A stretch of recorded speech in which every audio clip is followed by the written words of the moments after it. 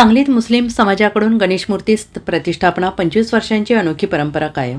या रयतेचे राजे छत्रपती शिवाजी महाराजांच्या स्वराज्यात सर्व धर्मसमभावाची जपणूक झाली आणि त्याच भावनेतून आजच्या संविधानिक भारतातही सर्व धर्मीयांना समान अधिकार मिळावेत या उद्देशाने मुस्लिम समाजाकडून सांगली शहरात एक अनोखी परंपरा जपली जाते आहे।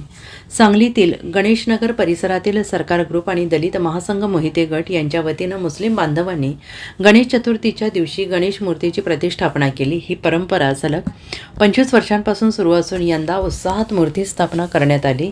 या प्रसंगी उत्तम मोहिते उपस्थित होते। तसेच मंडळाच्या संस्थापिका ॲडव्होकेट मेरी मोहिते, मंडळाचे अध्यक्ष इम्रान मुल्ला, सनाउल्ला बावचकर, युनुस कोल्हापुरे आदी मान्यवर आणि मंडळाचे कार्यकर्ते उपस्थित होते। मूर्ती आगमनाच्या वेळी सगळ्यांनी ढोल ताशांच्या गजरात गणरायाचे स्वागत केले।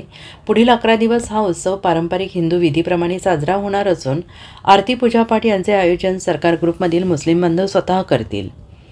जय भीम, जय शिवराय। रयतेचे राजे छत्रपती शिवाजी महाराज, धर्मवीर संभाजी महाराज व शाहू फुले आंबेडकर यांच्या विचारधारेवर चालणारा आमचा महाराष्ट्र राज्य, आज आमच्या महाराष्ट्र राज्यामध्ये काही जातीवादी लोकांनी मुस्लिम व हिंदू समाजामध्ये, दोन्ही समाजामध्ये तेढ निर्माण होईल, दंगल कशी घडेल असा वारंवार लोकांमध्ये संदेश त्यांनी देतात।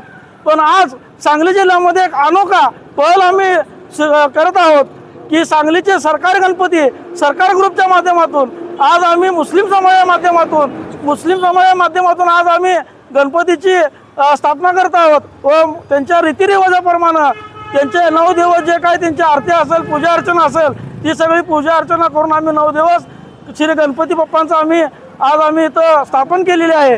तरी आज आम्ही या माध्यमातून एक संदेश देत आहोत की येणाऱ्या काळामध्ये हा जर असा कोणी दोन्ही समाजामध्ये तेढ निर्माण करत असतील तर यांच्यासाठी हा एक चापकार आहे, लक्षात ठेवा।